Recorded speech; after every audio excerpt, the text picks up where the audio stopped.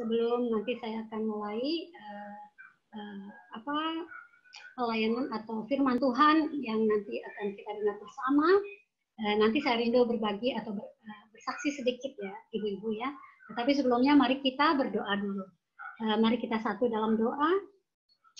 Bapa, kami bersyukur kepadamu ya Tuhan. Terima kasih untuk sore yang indah ini. Kami boleh berada Tuhan di dalam hadirat-Mu. Kami boleh berada Tuhan menyembah Engkau ya Tuhan, memuji Engkau dalam satu Tuhan komunitas yang indah, dalam satu Tuhan perkumpulan yang luar biasa. Engkau bawa hamba-hambamu Tuhan boleh bersama-sama terus dekat kepadamu. Dan kami bersyukur kalau sore hari ini ya Tuhan kami boleh bersama-sama. Dan kami rindu ya Tuhan, Kau terus hadir di tengah kami. Kami rindu menerima terus Tuhan dan menikmati Bapa indahnya hadirat-Mu. Kami terus Tuhan menangkap Tuhan setiap berkat-berkat yang terus Engkau alirkan bagi kami ya Bapa. Terima kasih ya Tuhan. Sebentar kami akan berbagi, kami akan juga Tuhan mendengarkan firman-Mu. Biarlah Roh Kudus menolong kami, memberi tuntunan dan pengertian dan hikmat kepada kami. Sehingga apa yang kami sampaikan bukan datang dari akal budi atau pikiran manusia yang terbatas, tetapi biarlah itu lahir dari ilham Roh Kudus yang luar biasa. Dan oleh karenanya kami akan mengalami Tuhan kuasa-kuasa ilahi bekerja di tengah-tengah kami. Pujilah namamu Bapa, di dalam nama yang berkuasa. Kami naikkan syukur doa kami. Haleluya. Amin. Puji Tuhan, ibu-ibu yang dikasih Tuhan. Jadi sedikit saya bersaksi dulu ya, supaya kita saling mengenal lebih lagi. Tadi ya, nama saya Eli Radia Alsa. Mungkin Bu Fabiola sudah sedikit berbagi atau menceritakan sedikit tentang saya. Saya ini asli orang Aceh, ibu-ibu ya. Saya tuh mengenal Tuhan Yesus lewat satu perjumpaan pribadi, satu pengalaman yang indah, luar biasa, tak terlupakan seumur hidup saya, yaitu saya boleh mendengar dari Tuhan dan saya tahu sejak hari itu bahwa Yesus adalah Tuhan dan Juru Selamat. Ya. Jadi waktu itu saya dalam satu pergumulan, untuk saya dalam satu pencarian, sesungguhnya saya rindu sekali saat itu ya. Waktu itu umur saya 26 tahun, ibu-ibu ya. Waktu itu saya lagi sedang beribadah dalam keyakinan saya sebelumnya di kota Loksmawe di Aceh Utara. Ya, saya ini kelahiran dari Aceh Tengah. Saya suku Gayo, suku yang ada di daerah pegunungan di daerah Aceh. Ya, tentu saja dari perjalanan hidup dari kecil kami sudah diajarkan bagaimana untuk menjadi umat, ya umatnya Tuhan. Ya. Kami dengan keyakinan kami bertumbuh dalam katakanlah pengajaran-pengajaran yang memang sudah kami terima sejak dari masa kecil, dan orang tua kami sudah menerima dari nenek moyangnya gitu turun-temurun. Demikian kami adanya bahwa setiap orang Aceh itu haruslah Muslim. Setiap orang Aceh nggak ada agama yang lain selain agama tersebut ya. Tapi ketika usia tadi 26 tahun, ketika saya udah mulai ibarat kata mendapatkan ya beberapa masukan-masukan, akhirnya timbul satu pertanyaan di hati saya. Tuhan manakah yang benar sesungguhnya? Tuhan manakah yang nanti sekiranya aku hidup di dalam semua ketentuannya, peraturannya, di dalam semua hukum-hukumnya, dan aku katakanlah mungkin mendapat nilai yang baik. Kalau kita di sekolah ya, reward buat saya adalah saya boleh masuk surga. Upahnya adalah saya mendapatkan satu tempat yang baik. Ya. Tetapi karena keyakinan kami mengatakan semuanya insya Allah, jadi bagi saya akhirnya malam hari itu saya melakukan sesuatu keputusan untuk mengambil satu sholat ya ibu-ibu, namanya sholat tahajud. Dalam sholat tahajud ini kalau dalam agama Islam itu adalah satu kesempatan untuk kita menaikkan satu permohonan-permohonan yang khusus di luar dari permohonan yang sehari-hari yang kita naikkan dalam sholat 5 waktu. Jadi kali ini satu sholat itu di tengah malam hari ya. Jadi sini boleh kita untuk pertanyaan, untuk doa-doa yang sangat penting, yang sangat mendesak, yang sangat-sangat spesial seperti itu. Ya. Jadi akhirnya malam itu saya ambil sholat tahajud ini. Waktu itu saya tanya, Tuhan, malam hari ini adalah momen antara saya, manusia yang diciptakan, dengan Sang Pencipta. Malam hari ini Tuhan, saya menyerah, saya angkat bendera putih. Saya minta untuk saya berada di zona bebas. Jadi saya ini untuk bertanya, ini tidak ada dosa buat saya, tidak ada hukum yang menjerat saya. Karena saya ini mau bicara dengan Tuhan yang menciptakan langit bumi dengan segala isinya. Ya, dalam posisi itu ibu-ibu saya percaya hanya satu hal. Tuhan itu harusnya cuma satu, hanya satu-satunya Tuhan. Hanya satu-satunya pribadi yang menciptakan alam semesta raya dengan segala isinya. Karena saya percaya harusnya hanya ada satu penguasa yang mengendalikan itu semuanya. Kalau ada yang lain tentu mereka sudah rebut-rebutan. Sudah menunjukkan kekuasaannya, udah perang kuasa. Kalau kita ingat film, udah terjadi perang bintang, ya Star Wars, ya kan? Tapi karena semuanya sedemikian terkendali ya, saya ingat bagaimana pelajaran kita di sekolah, ya. Alam semesta raya ini, universe, ya, terdiri dari miliaran galaksi. Dalam satu galaksi itu ada miliaran bintang. Dan Indonesia, bumi ini ada di salah satu galaksi di antara miliaran galaksi yang namanya galaksi Bima Sakti. Dalam Bima Sakti ini ada satu matahari. Di luar sana banyak sekali matahari ya. Tetapi disitulah kita berada ya. Bumi ini dalam satu tata surya ya kita ya. Jadi kecil bumi ini pun kalau dibandingkan planet lain di tata surya. Apalah artinya? Ya, Tuhan, sedahsyat itulah Engkau adanya. Malam hari ini satu pertanyaan saya. Tuhan mana yang benar dari semua agama yang saling klaim di sana? Ya, kami pun klaim, kami yang paling benar. Agama lain kafir semua, agama lain dari kegelapan semua, dari setan semua. Ya, lalu kalau semua agama mengatakan itu sesungguhnya agama mana ya Tuhan? Tapi satu pasti, Tuhan yang dahsyat itu harusnya Tuhan yang jelas. Kalau dia kasih hukum, hukumnya diikuti, ada punishment, ada reward. Kalau udah segalanya kukerjakan, walaupun tidak sempurna, mungkin nilainya 70, 80, kayak kita sekolah ya, nggak bisa dapat 100 karena manusia lemah, banyak dosa gitu ya. Tapi udah berjuang nih, udah berusaha keras nih, tidak punya niat sendiri, tapi mungkin ada yang namanya dosa tak sengaja gitu ya. Tapi itu pun dianggap dosa, sudah terhitung dalam daftar dosa. Lalu Tuhan bagaimana? Adakah satu kayak semacam penghiburan, berita baik, kabar baik, ya kan?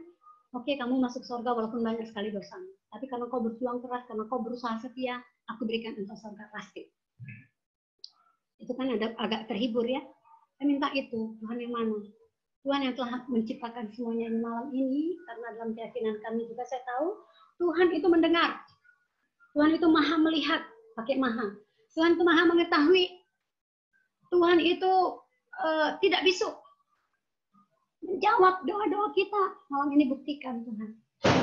Ini antara aku dengan Tuhan. Ya. Tolong tidak semua peraturan agama, semua hukum dipinggirkan dulu. Malam ini jawablah aku. Dari manapun dari semua agama ini nanti akan menjawab, karena saya tahu Tuhan. Agama mana yang sudah mengenal engkau, terhubung dengan engkau? Agama mana yang sungguhnya engkau sudah berikan semua hukum-hukummu itu? Dari semua. Ya, di dalam zona bebas ini Tuhan jawablah aku. Jadi singkat cerita Bapak Ibu dengan pertanyaan yang begitu berat menurut saya, karena bagi kami di agama sebelum ini meragukan ataupun mempertanyakan sedikit saja tentang kepastian itu. Dosa besar. Ya. Bagi saya bilang, Tuhan, dosaku pun sudah banyak. Malam ini tambah lagi sebenarnya dosa ini. Ya, untuk pertanyaan ini pun dosanya bukan main. Karena itu habis sholat tahajud saya yang ada stres. Saya kelelahan, saya depresi, habis sholat tahajud, lelah sekali. Saya nggak sadar saya tertidur di atas sajadah, masih dengan pakaian mukena itu. Tiba-tiba saya dengar satu suara yang mengatakan, apalagi yang kau tunggu anakku, ikutlah aku. Saya terkejut ya, nggak pernah punya pengalaman ada pribadi yang lain dalam ibadah saya. Karena selama ini saya ini hanya kayak satu arah, nggak pernah mengalami ada kayak feedback, nggak pernah mengalami ada pribadi yang lain yang kemudian kayak saya merasakan sesuatu, nggak pernah sama sekali. Jadi malam hari itu saya terpikir nih, ini siapa? Saya ya, tiba-tiba saya ingat dengan tadi doa saya. Saya udah bilang Tuhan manapun dari semua agama itu yang saya kenal menjawab, dialah Tuhan. Mestinya dialah Tuhan, karena Tuhan itu pasti menjawab, mendengar, mengetahui. Ya. Dan ketika saya berpikir Tuhan yang mana, tiba-tiba saya kayak gundah ya. Waduh, Tuhan yang mana yang jawab saya? Saya mulai agak khawatir. Ya, yang mana ya?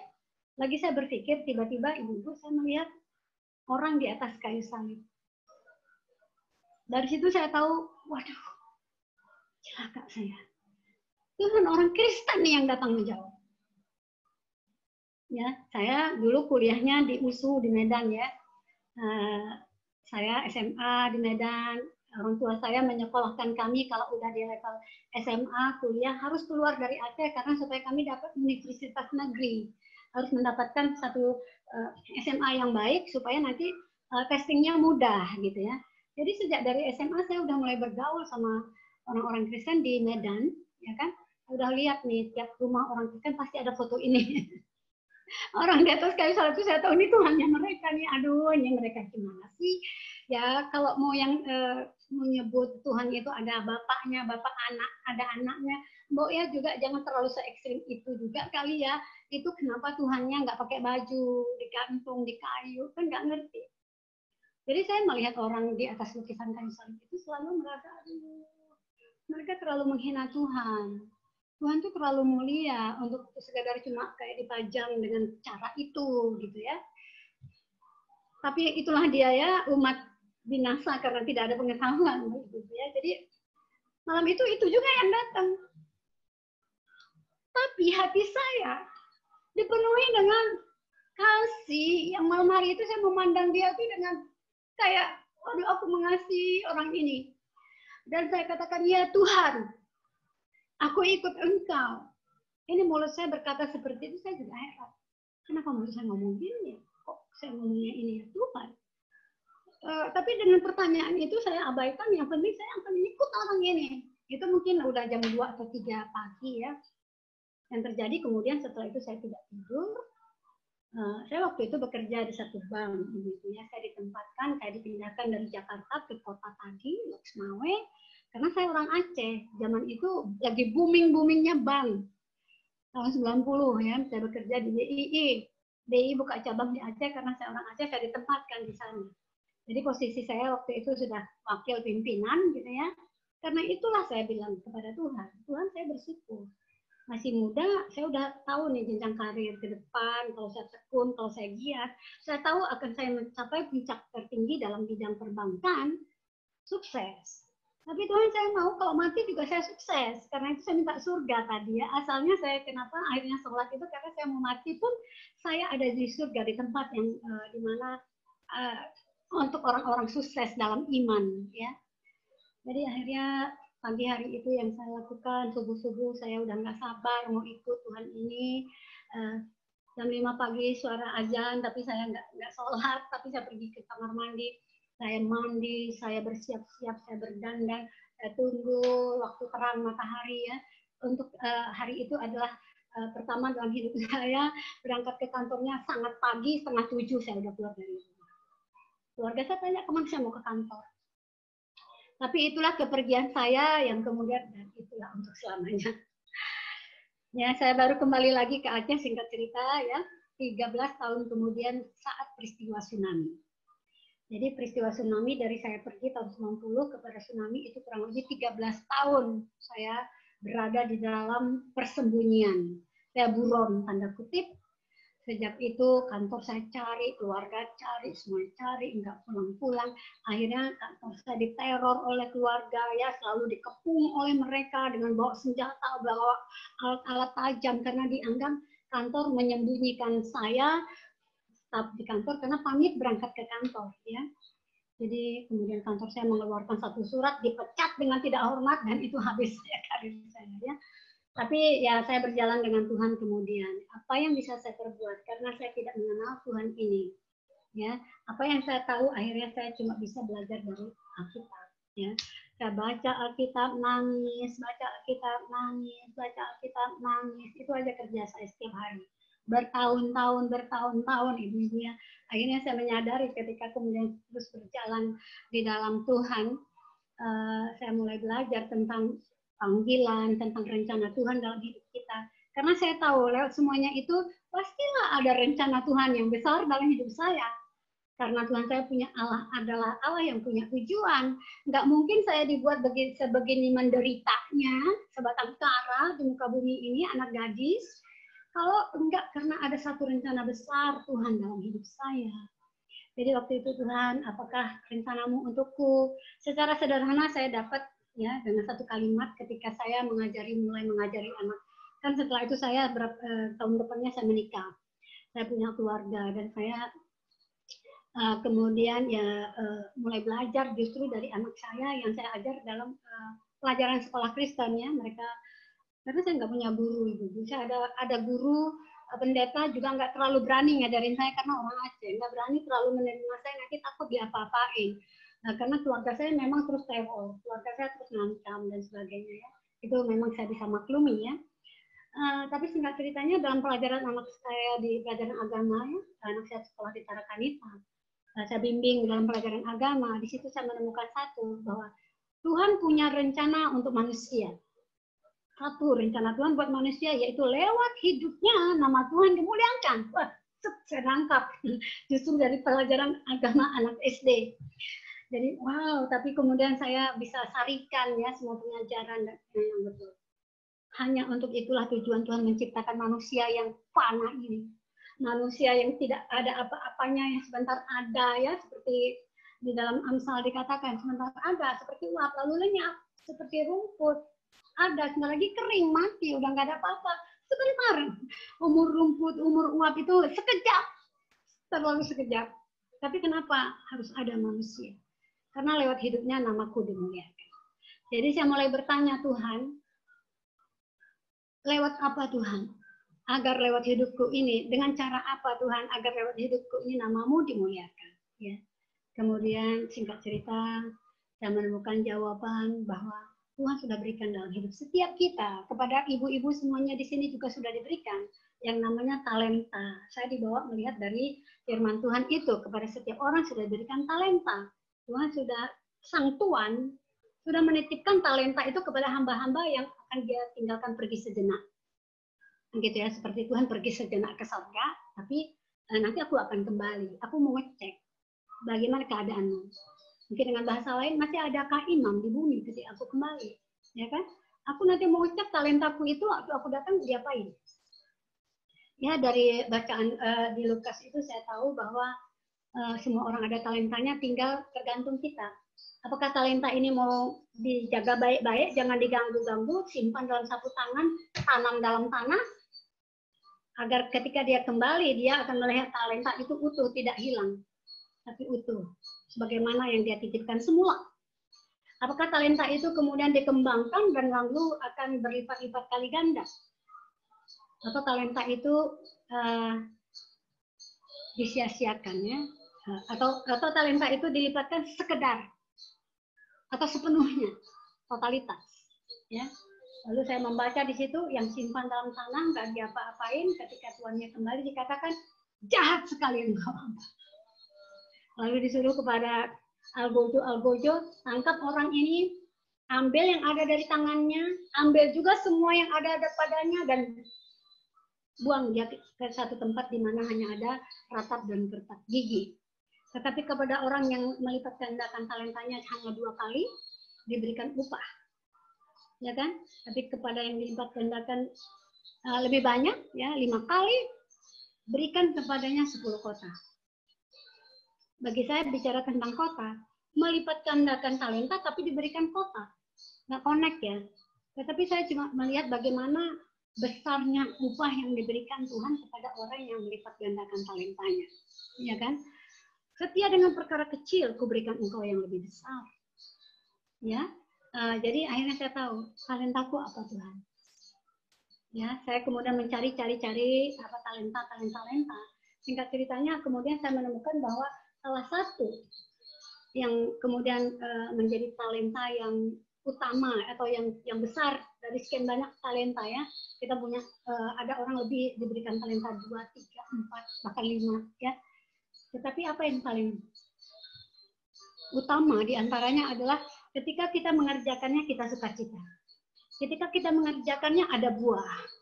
Kita mengerjakannya orang-orang sangat diberkati. Ketika kita mengerjakannya kita lupa waktu, kita lupa segalanya, kita enjoy, kita menikmati, ya. Akhirnya saya cari tahu apakah yang membuat saya lupa waktu, apakah yang membuat saya tuh sangat sukacita, apakah yang dari sekian banyak pelayanan yang saya kerjakan yang saya lihat ada buahnya. Akhirnya saya temukan itulah doa. Ya, akhirnya saya tahu bahwa ya dalam panggilan sebagai pendoa syafaat. Inilah mungkin talenta yang Tuhan berikan, karena itu kemudian saya mengambil satu keputusan untuk resign dari semuanya. Saya jadi pendoa aja. Biarlah lewat pelayanan ini nama Tuhan dimuliakan. Biarlah lewat pelayanan ini banyak jiwa akan dimenangkan. Biarlah lewat pelayanan ini kerajaan-Mu ditegakkan. Biarlah lewat pelayanan ini banyak orang melihat Tuhan. Dan memang saya membuktikan dalam perjalanan dari pelayanan, saya melihat bagaimana pelayanan doa ini benar-benar bisa menghadirkan Tuhan di tengah kota dan di tengah-tengah bangsa. Ya, ibu-ibu sekalian, pengantar saya sangat panjang sekali. Tetapi saya percaya bahwa dalam pengantar ini pun, dalam perkenalan ini pun ada sesuatu yang sebenarnya ingin saya bagikan kepada ibu-ibu semua di sini. Kami dari Mantan Kedar, kami dari suku Aceh, hari-hari ini sungguh melihat bahwa Tuhan sedang membawa Indonesia kepada pengenalan akan Dia. Ya.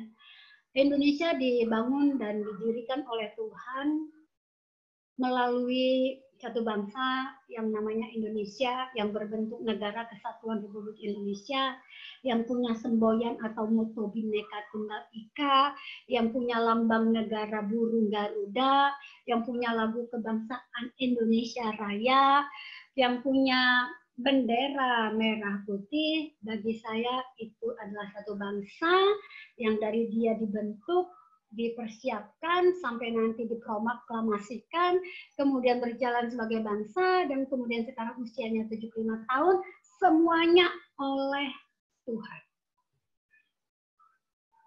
Jadi mengenali jati diri bangsa kita, mengenali semua semboyan simbol-simbol yang ada, mengenali semua makna-makna yang terkandung dalam semua yang tadi kita sebut sebagai pilar-pilar Negara Kesatuan Republik Indonesia.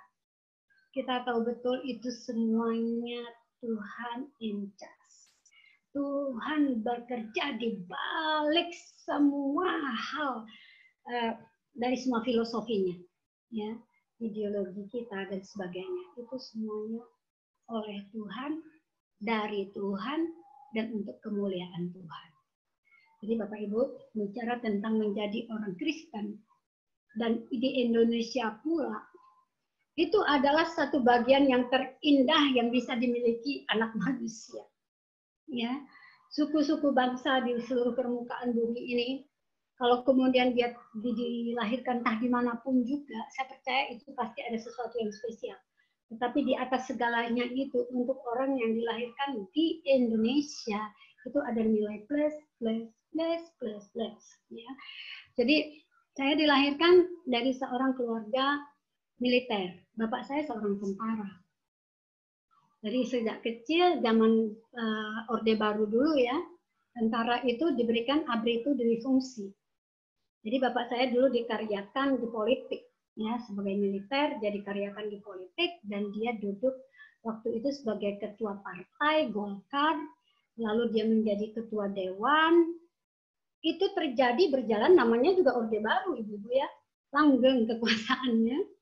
Kalau udah benar, cocok, ya udah ditempatkan di situ terus, ya kan? Jadi bapak saya tuh sejak saya TK, saya tahu dia ketua DPR, nanti sampai bapak saya meninggal, waktu saya kuliah, bapak saya masih ketua DPR.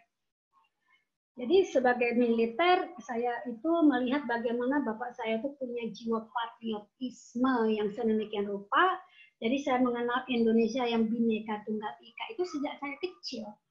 Jadi saya tahu Indonesia itu benar-benar NKRI dan Bhinneka Tunggal Ika dan punya semangat jiwa nasionalisme yang tinggi penduduknya dengan rasa bela negara yang luar biasa.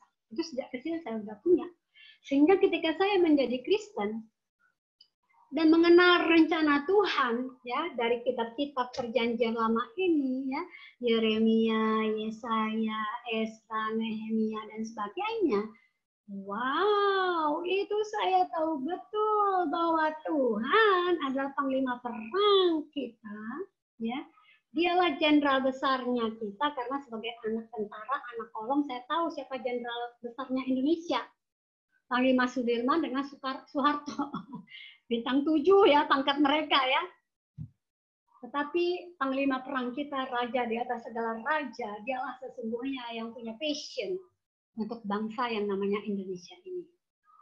Ya, dialah sesungguhnya yang telah meletakkan dasar-dasar daripada negara kita.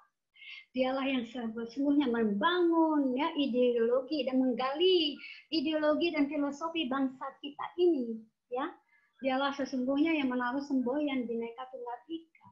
Dialah yang sesungguhnya menaruh lambang negara, yaitu burung buas dari timur yang akan dipakainya dan orangnya untuk menjadi pelaksana firman di akhir zaman. Yesaya 46 ayat 11. Ya.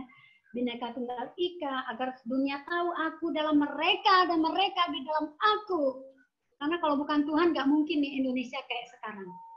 Gimana mungkin 1000 lebih suku, bangsa, bahasa, kaumnya, dan agamanya ditempatkan di 17.000 pulau, mereka bisa mengerti bahwa mereka satu nusa, satu bangsa, satu bahasa. Bagaimana mungkin?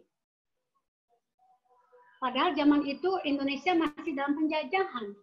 Jong Ambon, Jong Celebes, Jong Sumatera, Jong Java, itu nggak ada teleponnya, nggak ada video call-nya, nggak ada WhatsApp grupnya, tetapi kenapa bisa disatukan di dalam satu negara yang namanya dia tahu satu bangsa, satu bahasa, satu tanah air, Indonesia. Padahal negaranya belum diproklamirkan. Kenapa tahu? Kalau bukan karena hikmat Tuhan yang diberikan kepada semua penggerak-penggerak pemuda-pemuda dari masa lalu, ya. Kemudian karena sebagai pendoa dan saya condong ya, saya menikmati hal-hal yang berbau profetik. Saya belajar sejarah dan saya kemudian melihat menghubungkannya dengan Indonesia ya, perjalanan sejarah bangsa ini dikaitkan dengan rencana Tuhan untuk Indonesia. Itu jajaran saudara-saudaraku. Kemudian kalau kita tahu ada satu bahasa cita-cita Indonesia merdeka, yaitu negara yang adil, makmur, aman, dan sentosa. Itu bahasa kita di dalam cita-cita Indonesia, cita-cita proklamasi yang tertuang di dalam pembukaan Undang-Undang Dasar 45, maka bahasa yang sama adalah tujuan dan rencana Tuhan untuk satu bangsa yang namanya pulau-pulau di sebelah timur. Akan dipakainya untuk menjadi terang dan menjadi saluran berkatnya untuk bangsa dan bangsa-bangsa. Ya, bagaimana mungkin Indonesia kalau bukan menjadi satu bangsa yang adil, makmur, aman, dan sentosa bisa dipakai Tuhan untuk menjadi terang dan menjadi berkat bagi bangsa-bangsa kalau cita-cita sebagai negara dan bangsa ini terlebih dahulu diwujudkan.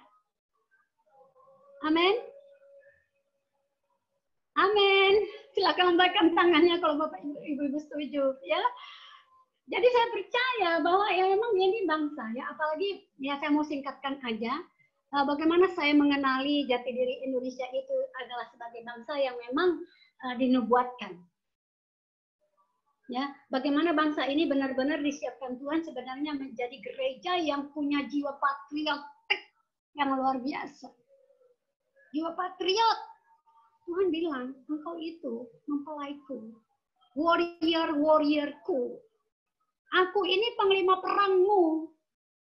Kepala barisan ini akulah yang memimpinnya. Tuhan kami, Raja kami, dialah kepala barisan kami. Itu benar-benar dibangun oleh Tuhan satu jiwa militerisme ya.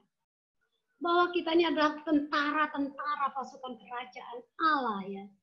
Jadi kalau misalnya mentality kita ini enggak seperti itu, bagaimana kita bisa tahu bahwa dia raja di atas segala raja, panglima perang kita, the master of breakthrough, the lion of Judah adalah ya our commander. Jadi Tuhan Yesus sendiri sudah menunjukkan siapa dia. Jadi saya kemudian pelajari ya. Apa itu Indonesia di mata Tuhan? Kenapa terlalu banyak nubuatan yang kita dengar dari hamba-hamba Tuhan dari seluruh penjuru bumi ini tentang Indonesia? Tuhan tunjukkan kepada saya bukan dari kata orang, tetapi biarlah saya bisa menangkap dari semua nubuatan-nubuatan ini Indonesia seperti apa di matamu ya Tuhan? Cara Tuhan luar biasa, ajaib sekali membawa saya untuk mengerti tentang itu, ibu-ibu sekalian ya. Fabiola, waktu saya tinggal berapa waktu lama lagi? Jangan kita terlalu, saya lupa waktu ya. 15.45. Sampai 15.45, berarti masih ada kurang lebih 20 menit lagi ya. Boleh, ya. Oke, saya akan berusaha cepat. Ketika akhirnya dalam saya banyak sekali membaca kitab sejarah. Ya, saya kemudian mulai juga menghubung-hubungkannya. Sejarah berbicara tentang history. Sejarah itu berbicara tentang dia, story-nya dia. Jadi kata sejarah itu diambil kata his story. Sejarah atau cerita dari dia. Akhirnya saya tahu di balik sejarah pasti ada jejak-jejak rencana Tuhan. Tapi memang kemudian saya dibawa melihat dari sejarah, ya, ibu-ibu ya. Kemudian ya terus saja banyak sekali bla bla bla luar biasa dicatatlah ya. Kemudian terus tercatat. Usia sekarang saya ini udah 55 tahun dari sejak tahun 90 ke sekarang ini saya itu udah berapa tahun itu ya? Pura-pura 17 tahun aja ya biar muda. Ya itu udah hampir 30 tahun ibu-ibu ya. Jadi saya udah 30 tahun mas sebenarnya. Jadi dari semuanya itu saya mencatat terus ya. Sampai kemanapun kalau Tuhan taruh hal yang terkait Indonesia, saya pergi doa keliling ke kota-kota, ke bangsa, kemana-mana. Sampai sekali waktu Bapak Ibu-Ibu sekalian, saya melakukan satu doa profetik di Nepal. Ya di Nepal terus kami lanjutkan doa ke Tibet ya. Di Tibet itu kami melakukan satu doa profetik di pegunungan Himalaya. Ya puncak tertingginya terlalu tinggi 8.800 meter. Tapi waktu itu kami sanggupnya dibawa oleh si pendamping kami sanggupnya sampai ke 6.500 meter. Lalu di sana kami deklarasikan ya dalam seperti kitab Yoel itu satu pertemuan raya karena waktu kami melakukan doa profetik ini kami itu menjelang WPA WPA tahun 2012 ya. Sehingga waktu melakukan doa di sana tuh kami sekaligus profetik untuk mengumumkan satu holy array ya, satu pertemuan raya untuk seluruh dunia ya. Kami tiup sangkakala di sana dan kami katakan datanglah seluruh dunia untuk hadir berhimpun di satu pertemuan raya di Indonesia tahun 2012 dan di sana akan dideklarasikan satu Tuhan yang dialah raja di atas segala raja, pesannya dan semua nubuatannya biar diperdengarkan ke seluruh penjuru bumi gitu ya. Waktu itu kami deklarasi di sana, tetapi apa yang lain bonus yang kami terima adalah kami menemukan di Nepal ya. Nepal itu tempat di satu kota namanya Lumbini. Kota Lumbini adalah tempat di mana kelahiran Buddha Gautama. Dan Buddha Gautama adalah tokoh yang kemudian melakukan shifting dari agama Hindu ke agama Buddha. Ya, Buddha Gautama ini anak raja, jadi dia seorang pangeran bangsawan gitu ya. Dalam pencariannya kepada Tuhan yang akan membawa dia ke nirwana gitu ya. Akhirnya dia mengalami yang namanya trans gitu ya. Istilahnya apa dalam agama Buddha saya sampai lupa ya. Tetapi waktu itu kemudian rohnya seperti mengalami kayak keluar gitu dan berjumpa yang menurut agama mereka ya seperti warna-warna pelangi saat itu ya. Disitulah kemudian lahir agama Buddha. Ya, kemudian dari situlah Hindu kemudian beralih kepada keyakinan Buddha oleh sosok pribadi Buddha Gautama. Nama itu diambil dari namanya ya. Dan peristiwa itu terjadi di satu tempat waktu itu kami pelajari ternyata di Bihar di India juga ya. Tempatnya agak berbeda dari Lumbini karena setelah dia dewasa dari Lumbini dia kemudian kayak mengembara dan lalu menemukan satu tempat yang baik untuk dia melakukan semedi ya kan dalam rangka pencariannya gitu ya kepada yang di nirwana gitu ya. Kemudian dia lakukan itu di bawah pohon Bodhi ya. Tetapi itu kami doa profetik di sana di Nepal tadi. Kami dibawa ke tadi Taman Lumbini, tetapi yang kemudian yang dibawa Tuhan juga kepada kami adalah melihat apa yang ada di Taman Lumbini ini, Lumbini Park ya. Ternyata di sana ada satu monumen, sungguhlah amat terkejut saya, nama monumen ini Monumen Pancasila. Dan ketika saya lihat apa bunyi monumen ini, dia diabadikan seperti prasasti begitu ya. Jadi ada poin-poin Pancasila menurut keyakinan kala itu, zaman itu gitu ya. Ada poin-poin mengenai manusia Tuhan menciptakan makhluk. Jadi sesama makhluk harus menghormati. Bahkan disitulah kita bisa menangkap tersirat bahwa bahkan semut pun kalau lewat nggak boleh ditindis. Semut punya hak untuk hidup, punya hak sebagai makhluk diciptakan, dia harus punya nyawa. Itulah diantaranya ya. Bla bla bla dan lainnya. Waktu saya simak lihat Pancasila ini gitu ya. Apa hubungannya kemudian dengan Pancasila yang kita punya sebagai filosofi kita ya, Pancasila, ideologi bangsa ya. Kemudian saya lihat poin-poin saya pelajari ibu-ibu ya. Saya merenung lama di prasasti itu. Kemudian saya sadar ketika saya baca terus loh.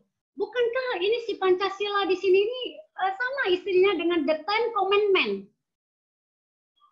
10 perintah Tuhan tapi digandeng-gandengin. Jadi dua jadi satu bait, dua jadi satu ayat, satu poin.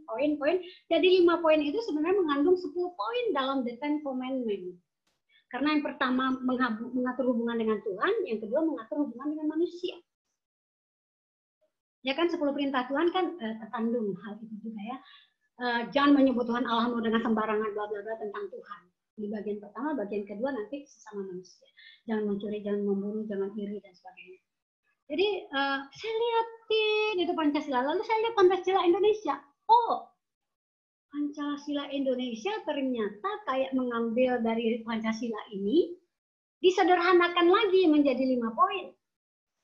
Tapi kalau kita pelajari Pancasila 5 poin, sama aja the Ten Commandment juga. Jadi di situ yang saya dapat satu kayak pewahyuan ya. Memang dari sejak zaman yang namanya manusia, kalau coba cari Tuhan, dia akan menemukan Tuhan. Amin. Jadi akhirnya saya mengucap syukur untuk Pancasila kita, tapi di situ saya berdoa di depan prasasti Pancasila itu saya berdoa, Tuhan, kalau Pancasila ini adalah mungkin berakar dari the Ten Commandment, Tuhan kalau mereka kemudian membangunnya dan menjadikannya sebagai ideologi, biarlah Tuhan kuduskan ya di akhir zaman ini, kuduskan ideologi ini Tuhan. Biar benar-benar seperti apa yang keluar dari isi hatimu, yang ditangkap dari satu kerinduan hati yang murni untuk terkonek dengan surga, dengan Tuhan di nirwana. Ya.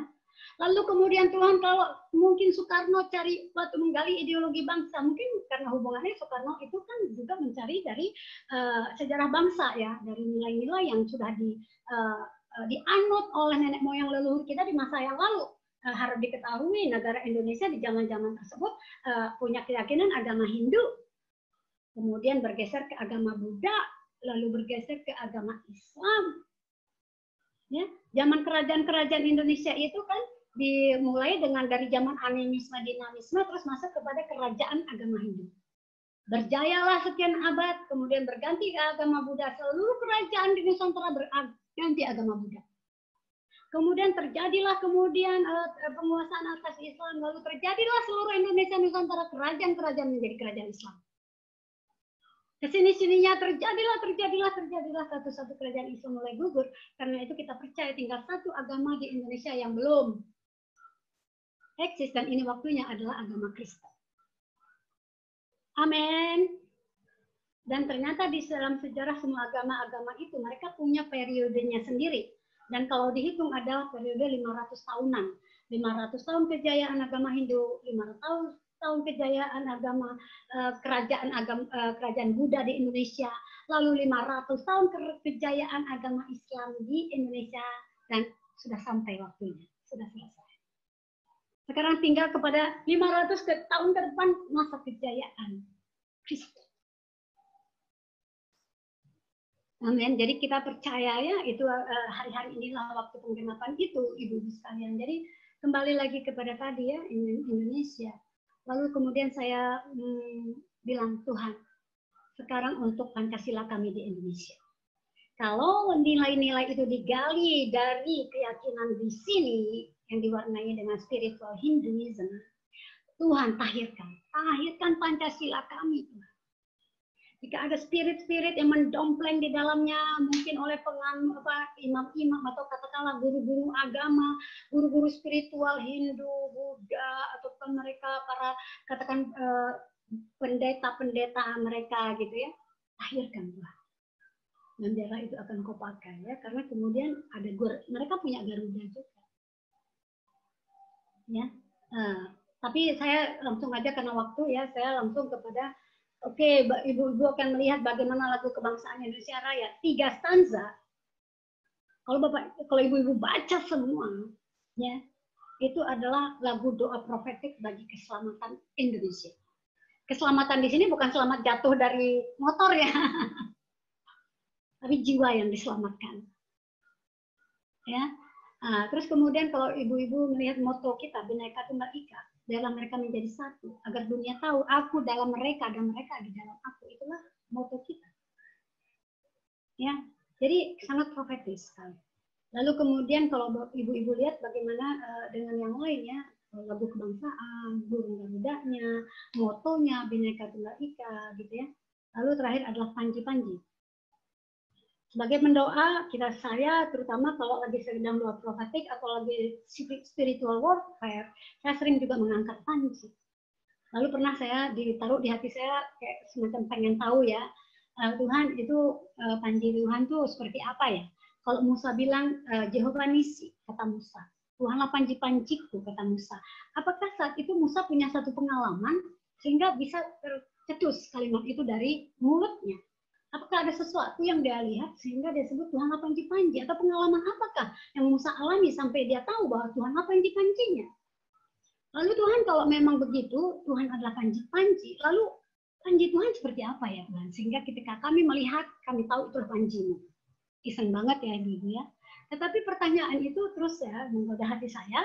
Sampai waktu itu tahun 2009 kami ada perjalanan prophetic ya, prophetic journey ke Israel waktu itu ya.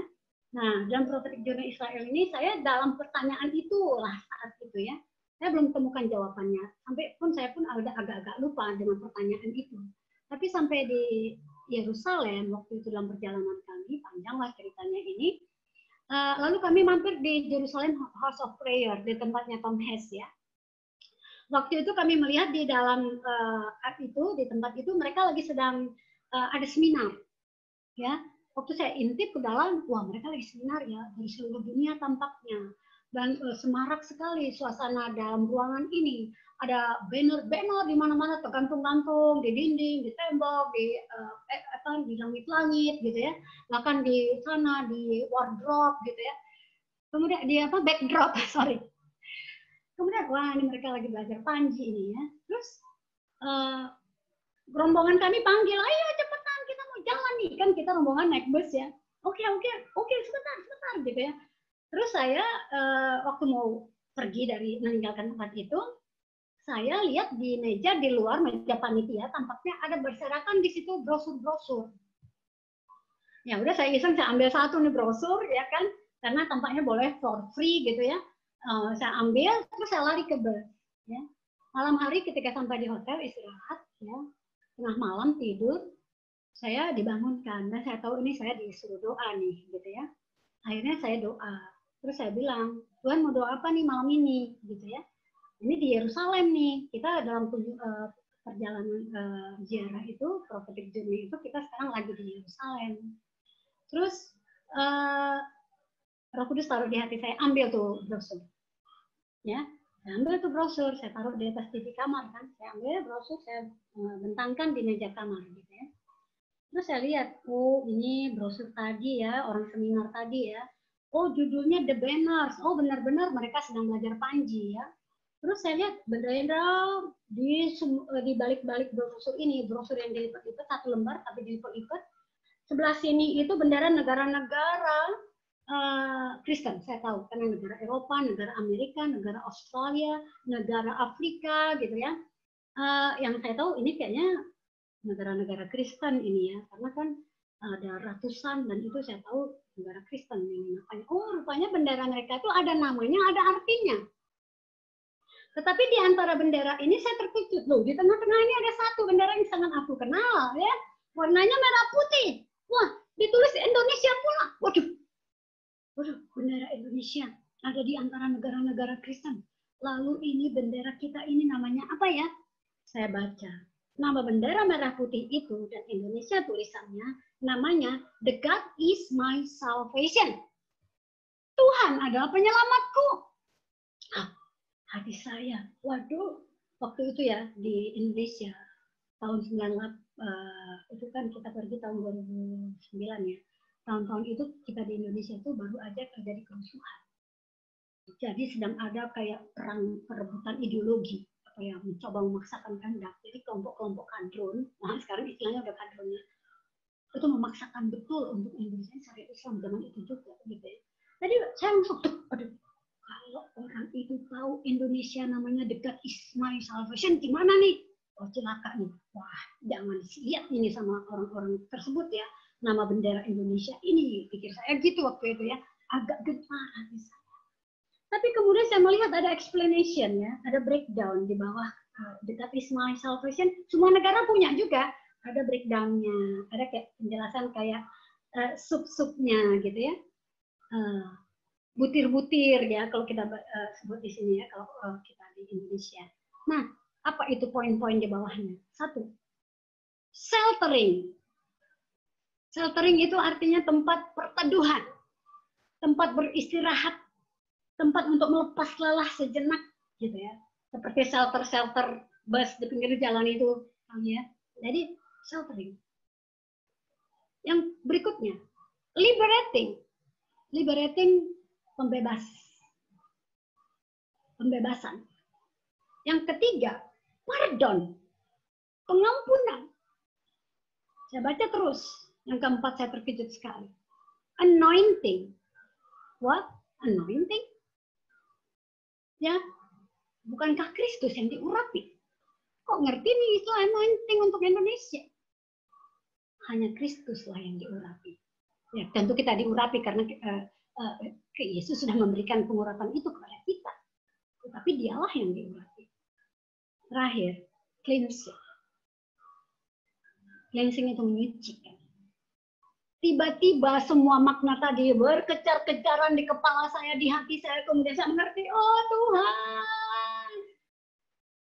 Hey, is that your banner?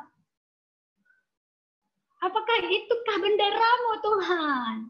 Karena bukankah untuk semua hal itu engkau pergi ke atas kayu salib. Karya salib, maknanya ada dalam semua pengertian. Bendera yang namanya The God is my salvation ini, yang warnanya merah dan putih ini. Oh Tuhan, thank you Jesus, I love you, I love you. Biarlah semua orang tahu bahwa engkaulah panji-panji kami, engkaulah panji-panji. Kalau Musa bilang, Tuhanlah panji-panjiku, maka aku katakan, Tuhan, merah putih itulah panji-panji kami Tuhan. Ya, saya bangga menangis, oh Tuhan, benar-benar ini puncak dari segala pengertian tentang Indonesia yang tadi saya sebut. Ini udah nggak bisa bilang enggak lagi ya Tuhan. Pantas aja begitu banyak nubuatan untuk Indonesia. Indonesia. Pantas saja ketika banyak sekali orang menggoncang lewat PKI, lewat DITI, lewat semua peristiwa kerusuhan Mei, lewat peristiwa Pilpres yang mau agar khilafah, oh no, kata Tuhan, Indonesia is belong to me. Indonesia is about me. Firman harus bela firman untuk Indonesia. Jadi kalau kita lihat, pernahkah ada gereja kayak maju beberapa langkah ke depan membela ideologi negara kita agar tetap NKRI? No way, nggak pernah sekalipun. Apakah pernah ada tokoh Kristen lalu kemudian terganggu kalau ada khilafah mau maju, terus orang Kristen maju ke Monas, teriak-teriak, harus NKRI ada? Nggak pernah sekalipun. Tapi kenapa eksis? Kenapa semuanya berlalu, badai berlalu? Karena Tuhan incas.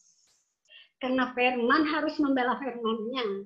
Karena apa yang direncanakannya harus terjadi dengan atau tanpa kita. Jadi hari-hari ini saya percaya di akhir zaman ini ketika Tuhan izinkan pandemi. Ayo gereja Tuhan Indonesia pasang telinga kita. Karena menurut Bambang Nursena, bahwa Indonesia itu benar-benar ada dalam kitab Yesaya. Karena menurut Alkitab yang ditulis dalam bahasa Sanskerta ya Ibu ya, ditemukan bahwa kata pulau-pulau itu dirangkum dalam satu kata namanya Nusantara. Jadi Yesaya udah menyebut kata Nusantara dalam Alkitab bahasa Sanskerta. Jadi nggak usah lagi kita merasa kayak, ya lah pokoknya pulau-pulau itu kita artikan aja Nusantara. Enggak. Ternyata dalam bahasa Sanskerta itu pulau-pulau gugusan namanya memang Nusantara. Bagaimana dulu namanya Majapahit apa Gajah Mada tahu bahwa dia harus menyatukan gugusan pulau ini menjadi satu wilayah. Ya kan? Bagaimana kemudian Soekarno ketika mendirikan Indonesia harus juga menjadikan gugusan ini seperti yang sudah dimulai oleh Majapahit itu. Itulah nanti wilayah bangsa yang mau kita proklamirkan kemerdekaannya itu, yaitu dari Sabang sampai Merauke, dari Minangkabau sampai Rote ini, itulah nanti wilayah NKRI yang akan kita proklamirkan nanti tanggal 17 Agustus 1945. Jadi Ibu-Ibu, ketika di akhir zaman ini, ketika di masa pandemi ini, kita tahu ya, terlalu banyak kita sudah mendengar bahwa hari-hari ini Tuhan sedang dalam penggenapan janji-janjinya atas Indonesia. Karena itu semua yang sudah berantakan, semua yang udah kemana-mana, hari ini Tuhan mau pulihkan. Pulihkan, mari, ayo pulihkan. Kembali kepada panggilannya, kembali kepada porsinya, kembali kepada apa yang Tuhan sudah tentukan. Kalau iblis curi, dia rusak, dan sebagainya, pulihkan. Karena di akhir zaman ini kita percaya, nih Bu Frediola juga sangat bergerak di dalam pelayanan akhir zaman. Salah satu cirinya adalah pemulihan segala sesuatu. Segala sesuatu itu baru bisa dipulihkan kalau kita melakukannya dengan Tuhan. Nggak mungkin kita manusia bisa pulihkan. Ya, pulihkan lagi jati diri bangsa ini Tuhan, pulihkan lagi agar seluruh anak bangsa ini tahu bahwa identitas bangsa ini adalah NKRI, Pancasila, Undang-Undang Dasar 45, moto kita Bhinneka Tunggal Ika, lagu kebangsaan Indonesia Raya, panji-panjinya merah putih, lambang negaranya burung garuda, itulah Indonesia. Pulihkan. Jadi untuk menangkap kembali Indonesia itu perlu Tuhan. Ya, juga dikatakan dalam Yesaya 2 ayat 2 dan 3 ya. Yesaya 2 ayat 2 dan 3 kita baca sama-sama Ibu. Waktu kita ya. Saya juga harus nggak boleh. Lanjut aja lagi, nggak apa-apa Bu, terusin sedikit boleh. 5 menit ya. Yesaya 2 ayat 2 3 nanti Ibu-ibu baca aja di rumah, saya dalam hafalan aja. Akan terjadi pada hari-hari yang terhari. Gunung tempat rumah Tuhan akan berdiri tegak di hulu-hulu gunung. Setiap orang akan berkata, mari naik ke gunung Tuhan, ke rumah Allahnya Yakub. Karena di sana ada pengajaran, di sana ada keselamatan. Ya, pada ayat itu nanti di DPR. Nah, hari-hari terakhir akan banyak orang berkata, mari naik ke gunung Tuhan. Karena ke rumah Allahnya Abraham, ke rumah Allahnya Yakub, udah jelasnya Allah Israel berarti. Inilah hari-hari terakhir. Banyak orang akan melakukan dan berkata, rumah Allah Israel. Karena di sana ada pengajaran, ada keselamatan. Ya, akhir zaman ini kita harus pulihkan gunung-gunung. Kan gunungnya banyak berarti ya. Di puncak hulu gunung harus berdiri rumah Tuhan. Apa istilah yang kita kenal dalam kehidupan masyarakat kita tentang gunung? Yaitu tentang 7 gunung. Ya kan, kehidupan masyarakat yang sedemikian rupa dikelompokin, kemudian disederhanakan, didefinisikan menjadi 7 gunung. A, B, C, D, E, F, G. Art, bisnis, seni budaya, ekonomi, pendidikan, family, government, and law. Ya, di semua bidang ini. Di puncak gunungnya harus ada rumah Tuhan. Amin.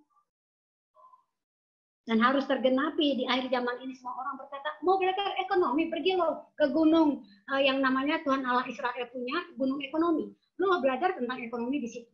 Di situ ada sekolahnya, ada pengajarannya, ada pendidikannya, ada trainingnya, dan sebagainya. Lo mau belajar tentang bagaimana mengatur pendidikan. Lo pergi ke gunung pendidikan, di situ udah ada pelajarannya, ilmunya, how to, dan sebagainya. Lo mau belajar tentang budaya, seni, dan sebagainya. Lo pergi ke gunung art, di situ ada pengajarannya, ada sekolahnya, ada universitasnya, sampai tingkat doktoral, sampai tingkat segala macam, mengatur segala sesuatu, sampai juga tingkat nanti gunung ke-7, government and law. Ya, pemerintahan, mau belajar mengatur negara, mau belajar mendirikan bangsa, pergi ke gunung government and law. Jadi dalam segala sesuatu Tuhan semua akan dikembalikan kepada pengetahuan dari raja di atas segala raja. Semuanya nanti di muka bumi ini harus didirect langsung oleh firman. Orang harus belajar untuk mengerjakannya dengan yang terbaik dari pengetahuan, dari ilmu firman Allah. Jadi inilah di akhir zaman, karena itu nggak ada cara lain, harus Tuhan mengerjakannya. Bagaimana mengundang Tuhan? Bangun mesbah. Ya, inilah poin daripada ingin yang saya sampaikan. Bangun mesbah. Di semua bidang kehidupan masyarakat, di 7 gunung itu, bangun mesbah, undang Tuhan. Tuhan ajari kami gimana cara ngatur pendidikan. Tuhan ajari kami bagaimana caranya untuk mengatur ekonomi, seni budaya, media, entertainment. Bagaimana kami cara mengatur untuk semuanya menjadi yang the best Tuhan dalam bidang pendidikan, keluarga. Nah, ini ada 7 mountain ya, reclaiming the 7 mountain. Ini dia. Kalau kami menangkap ini adalah bunyi daripada Yesaya 2 ayat 2 dan 3. Di hulu-hulu gunung sekian gunung itu, gunung pendidikan, seni budaya, ekonomi, pemerintahan, dan hukum, harus ada rumah Tuhan berdiri tegak di hulunya, di puncaknya. Supaya nanti orang naik ke setiap gunung itu dan mereka berkata, mari naik ke gunung Tuhan, ke Allahnya Yakub. Karena di sana ada pengajaran, di sana ada keselamatan. Jadi ini ibu-ibu yang kita harus lakukan. Nomor 1, ketika kita bangun mesbah, pastikan dulu mesbah apa nih yang kita sedang mau bangun. Ya, ayatnya dari 1 Raja-Raja 18 ayat 30-40, pulihkan mesbah seperti Elia melakukannya di Gunung Karmel ketika melawan 450 mesbah palsu. Nabi Baal, mesbah Baal, itu semuanya datang daripada iblis setan dari kegelapan. Bagaimana untuk mengalahkan, menyingkirkan ini semua mesbah, ikuti apa yang dilakukan Elia, pulihkan mesbah. Susun atur batu di mesbah ini ambil dari 12 suku, itulah 12 anak Yakub, itulah 12 keturunan Israel. Jadi mesbah yang dibangun namanya mesbah bagi Allah Israel. Lalu di ayat berikutnya di 1 Raja-Raja itu dikatakan kemudian Elia berdiri di depan mesbah itu dan mulai demonstrasi berseru, memanggil ya. Tadi kan Baal-Baal udah memanggil berseru.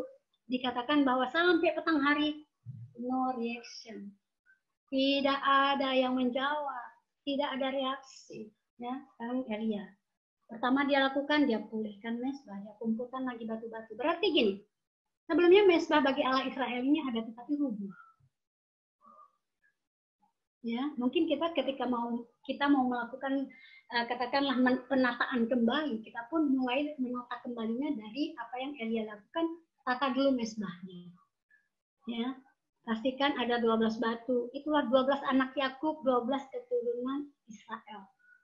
Itu Alkitab mencatat. Demikian jelasnya. Jadi jelas nih identitasnya. Ya, mesbah apa ini? Berarti itu mesbah bagi Yakub, bagi Israel, karena disusun dari 12 suku Israel, 12 anak Yakub. Ya. Lalu di situ Elia berdiri dan mengatakan, Allah Abraham, Allah Ishak, Allah Yakub. Jawablah kami ya Tuhan. Tunjukkanlah kepada bangsa ini bahwa Engkaulah Allah, agar mereka tahu bahwa Engkaulah Tuhan. Lalu di ayat itu dikatakan, lalu turunlah api dari surga, dan semua bangsa itu melihatnya. Dan lalu mereka bersujud sampai mukanya sampai ke tanah dan mengatakan, dialah Allah, dialah Allah, dialah Allah. Untuk Indonesia, kita perlu bangun hal ini. Bangun mesbah seperti yang Elia bangun di atas Gunung Karmel. Ya.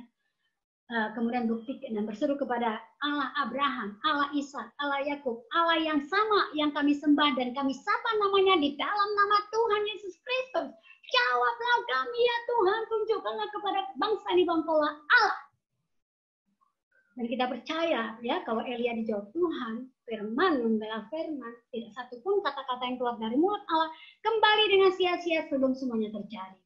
Jadi kalau kita berdoa dengan firman, firman akan menggenapi firman-Nya, dan biarlah bangsa ini tahu, dialah Allah, dialah Allah.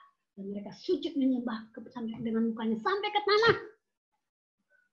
Dan saat itu juga ya, mesbah Baal dirubuhkan, nabi-nabi Baal disembelih semuanya. Cara satu-satunya di one and only untuk mengalahkan, menghancurkan mesbah Baal yang ribuan mungkin jumlahnya di Indonesia.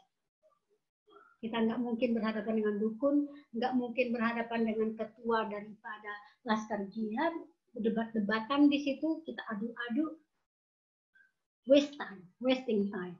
Ya, jadi kita hanya ikuti Elia. Pulihkan mesbah, panggil dia, tunjukkan bahwa Engkau adalah Allah kepada bangsa ini, agar mereka tahu bahwa Engkau adalah Tuhan. Dan Tuhan mendemonstrasikan dirinya karena firman Tuhan juga mengatakan bahwa firman adalah api. Jadi kalau Tuhan dipanggil dalam wujud api, ya tentunya dia akan datang karena dia adalah api. Bangsa ini perlu ya untuk melihat bahwa Allah semesta langit, Khalik langit dan bumi, kata Daud, Tuhan pencipta semesta alam. Tuhan semesta alam ketika menghadapi Goliat. Aku datang dengan kekuatan Tuhan semesta alam. Ketika Elia menghadapi Nabi Baal, dia katakan, ya Allah, Abraham, Allah Ishak, Allah Yakub, Allah Israel. Ya, mari kita panggil dia. Yang tadi kalau saya bilang yang menciptakan segalanya, segala yang ada di universe, Tuhan, sekian miliar galaksinya, ya Tuhan, Kau yang menciptakan hari ini, jawablah aku. Saya kalau ingat doa saya dulu, saya bersyukur kepada Tuhan diberikan satu doa frustasi, itu doa frustasi. Itu doa nggak ada jurusnya, nggak ada pengetahuannya, nggak ada pelajarannya dalam agama saya. Kalau saya sampai berseru, Tuhan Khalik langit dan bumi yang menciptakan semesta raya dengan segala isinya. Saya berseru kepadamu, jawablah aku. Itulah doa puncak daripada sholat tahajud saya. Ternyata di dalam Alkitab juga nabi-nabi Tuhan juga menyerukan ya untuk memastikan Tuhan mana nih yang aku maksud. Daud bilang Tuhan semesta alam. Elia bilang Allah Abraham, Allah Ishak, Allah Yakub. Gereja Tuhan di akhir zaman mengatakan Allah yang sama yang kami sembah di dalam nama Tuhan Yesus Kristus. Jawablah kami. Ya kan, hari ini bangsa ini menantikan kita. Pemulihan segala sesuatu dimulai dari mesbah. Cerita waktu saya sudah habis, saya sudah ditunggu di Zoom sebelah. Iya Bu, ada kita lanjut, ada menara lagi ya Bu abis ini ya Bu ya.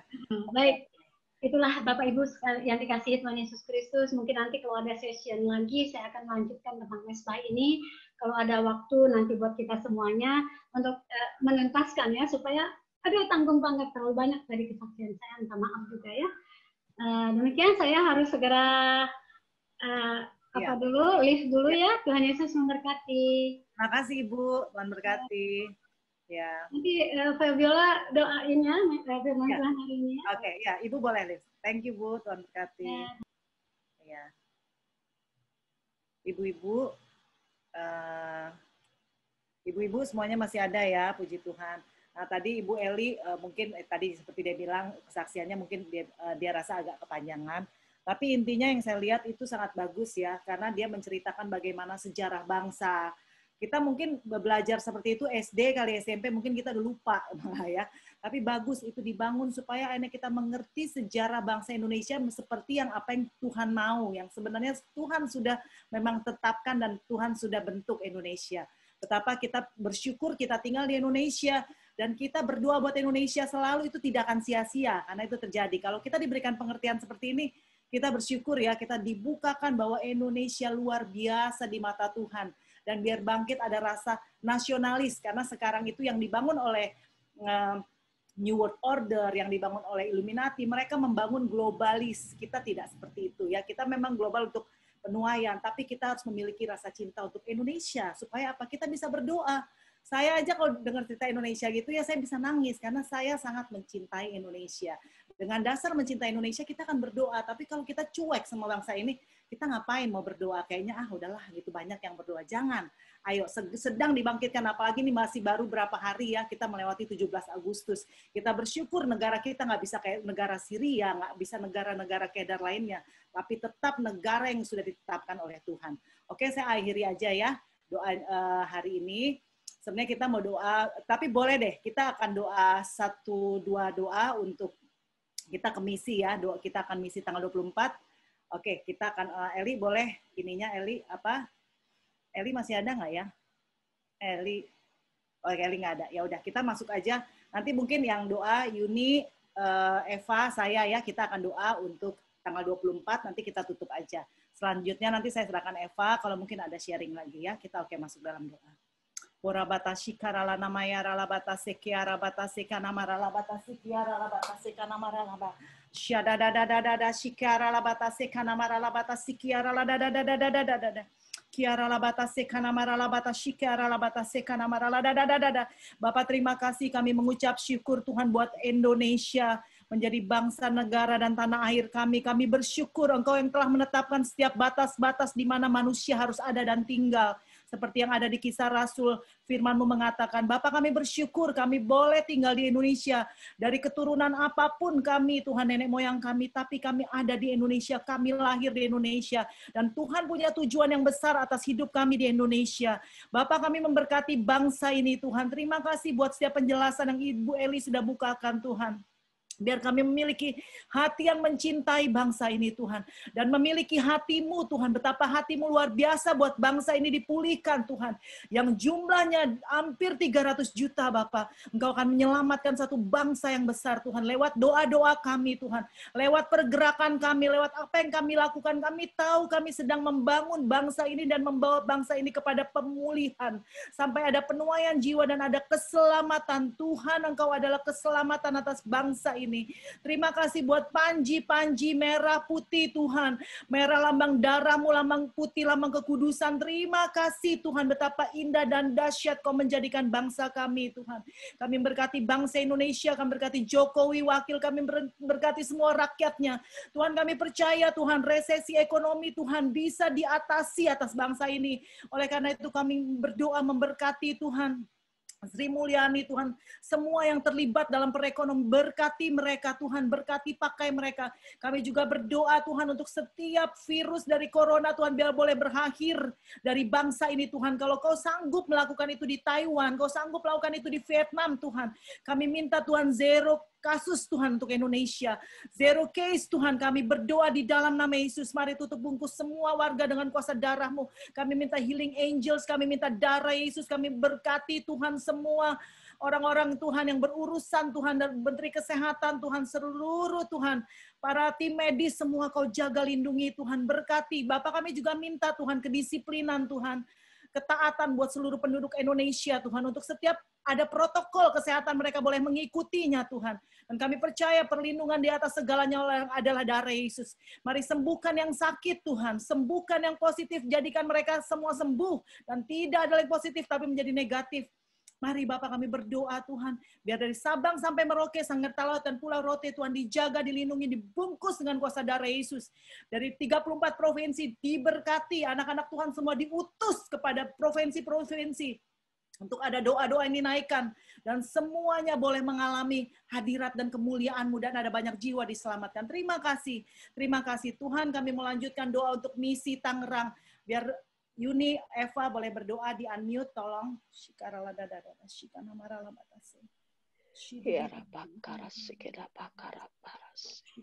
Terima kasih Tuhan.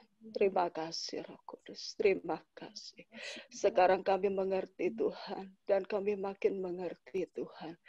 Untuk masa-masa seperti inilah kami boleh ada di bangsa kami Tuhan. Terima kasih Tuhan kami boleh ada di bangsa Indonesia ini Tuhan. Terima kasih Roh Kudus. Terima kasih untuk pewahyuan demi pewahyuan yang Tuhan bukakan bagi kami Tuhan.